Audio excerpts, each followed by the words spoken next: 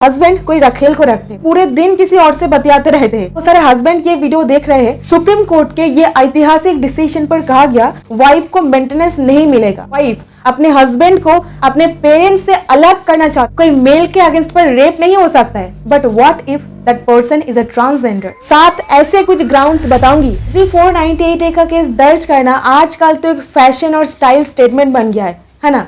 तो जो सारे वाइफ्स अपने हस्बैंड के ऊपर और उनके रिलेटिव्स 80 साल के 90 साल के जो mother in law fathers in law है और इनफैक्ट जो सिस्टर इन लॉ है जिनका शादी वगैरह हो गया है, जो अब्रॉड सेटल हो गए या फिर जो मतलब एक अलग स्टेट में रहते हैं, राज्य में रहते हैं, उनके ऊपर भी 498A का केस दर्ज करा दिया जाता है सिर्फ उनका ईगो को सेटिस्फाई करने के लिए। देखिए, इस बात का कोई भी मतलब नहीं बनता है एक जेंडर बायस्ड पूरा पार्शियलिटी करके इस क्वेश्चन का आंसर दूंगी दैट नहीं, औरतें मतलब सालों साल से साइन करते हुए आ रहे हैं, आज भी साइन कर रहे हैं।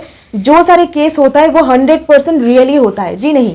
एनसीआरबी का एक रिपोर्ट कहता है दैट 2020 में 1,11,549 केसेस फाइल हुआ था, बट वहां से 5,520 केसेस फॉल्स केस था और यही केसेस में से 16,151 केसेस को क्लोज कर दिया गया था। गलत फैक्ट्स और फर्जी एविडेंसेस दे करके ये सब केस दर्ज कर दिया गया था। और जो सारे हस्बैंड ये वीडियो देख रहे हैं, आज इस वीडियो में मैं बहुत सारे लीडिंग सुप्रीम कोर्ट के जजमेंट्स बताऊंगी जहां पर सुप्रीम कोर्ट बिल्कुल क्लियर शब्द में बता दिए है दैट ऐसे केसेस में वाइफ को मेंटेनेंस नहीं मिलेगा। और अगर ऐसे फर्जी केसेस वगैरह दर्ज किया जाता है तो बिल्कुल वो एक मेंटल क्रुएल्टी के ग्राउंड बन जाएगा, ठीक है। और इसी के साथ 7 ऐसे कुछ ग्राउंड्स बताऊंगी जहां पर आपको वाइफ को कोई भी मेंटेनेंस नहीं देना पड़ेगा। आपको कोर्ट में प्रूफ करना पड़ेगा और कैसे करना है, कौन सा केस लॉ आपको डालना है, सब कुछ डिटेल में बताऊंगी। तो बने रहिएगा एकदम आखिरी तक। सो हाय एवरीवन, मैं हूं एडवोकेट पापिया, आप देख रहे हो डिकोड द लॉ। आप लोगों तक एकदम क्लियर कट सिंपल भाषा में कानूनी नॉलेज को पहुंचाना ये उद्देश्य है।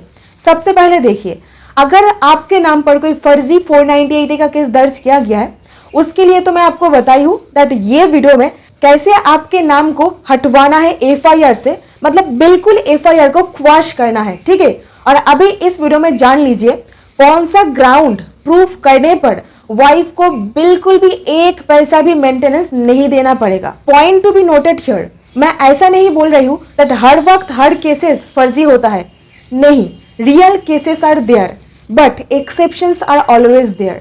सो that's why these are the situation जहां पर आपको मेंटेनेंस नहीं देना पड़ेगा। Number 1, wife living in adultery, मतलब extra marital affair. In the case of Joseph Shine versus union of India, ये केस में कहा गया था दैट एडल्ट्री एक ग्राउंड है, अभी तक एक ग्राउंड है डाइवोर्स लेने का। बट अगर कोई इंसान एडल्ट्री में पाया जाता है, वो इंसान को कोई पनिशमेंट वगैरह नहीं होगा, क्योंकि ये ड्रेकोनियन लॉ था। ड्रेकोनियन मतलब एक हार्ड स्ट्रिक्ट लॉ था, मतलब जहां पर सिर्फ और सिर्फ पत्नी को ही लायबल माना जाता था।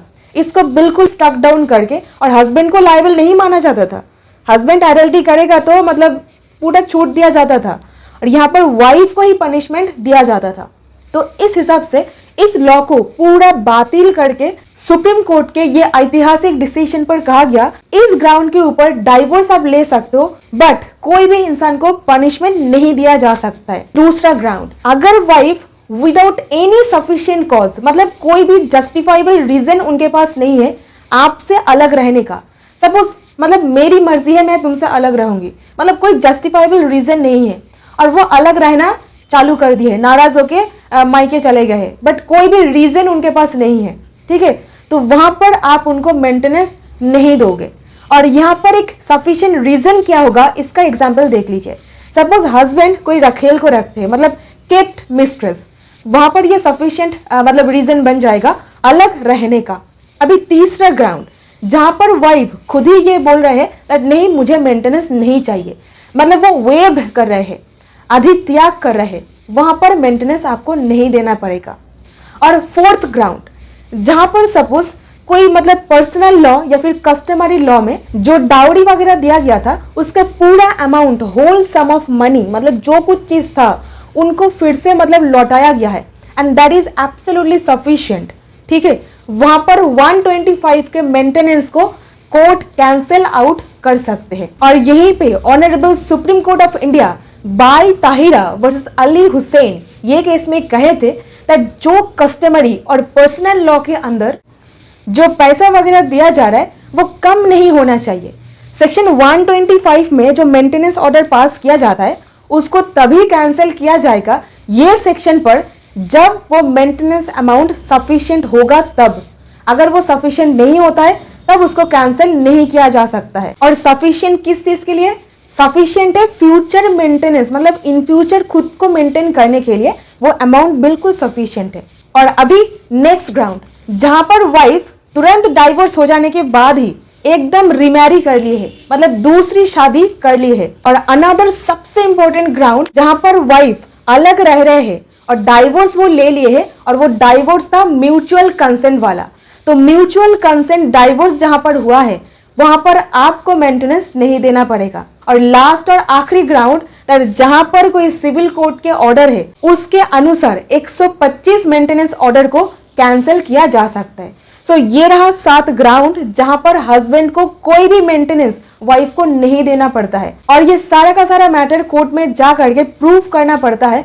और अभी सपोज आपके वाइफ एडल्ट्री में रहते हैं, पूरे दिन किसी और से बतियाते रहते हैं, वहां पर आप कोई कॉल रिकॉर्डिंग, व्हाट्सएप चैट या फिर वीडियो रिकॉर्डिंग वगैरह आप ये सब चीजों को कोर्ट में प्रोड्यूस कर सकते हो। और यहीं पे और एक बिल्कुल historic judgement honourable Calcutta High Court के द्वारा प्रोनाउंस किया गया है, जहां पर कोई भी वाइफ अपने हस्बैंड को अपने पेरेंट्स से अलग करना चाहते हैं, वहां पर अब ये ग्राउंड को बिल्कुल कोर्ट में क्रुएल्टी हुआ है इसके हिसाब से बोल सकते हो। और ये जजमेंट को मैं नेक्स्ट वीडियो में डिटेल में डिस्कस करूंगी, तो बने रहिएगा वीडियो में। और अगर चैनल में नए आए हो तो सब्सक्राइब और एक लाइक जरूर कर दीजिएगा और ये सारे चीज और लोगों तक पहुंचाइएगा, क्योंकि लॉ को जानना बहुत ही इंपॉर्टेंट है।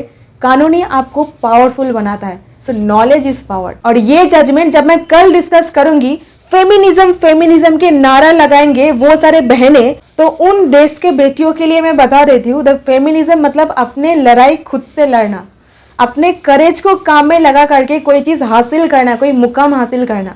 फेमिनिज्म मतलब ये नहीं है दैट ये वुमेन के लिए बना है तो वुमेन को राइट मिलना चाहिए, या फिर कोई मतलब रेप लॉज, रेप तो माना जाता है एक महिला के अगेंस्ट पर ही होता है ना, कोई मेल के अगेंस्ट पर रेप नहीं हो सकता है। But what if that person is a transgender, then क्या होगा? क्या वो रेप नहीं होगा? So these are the laws.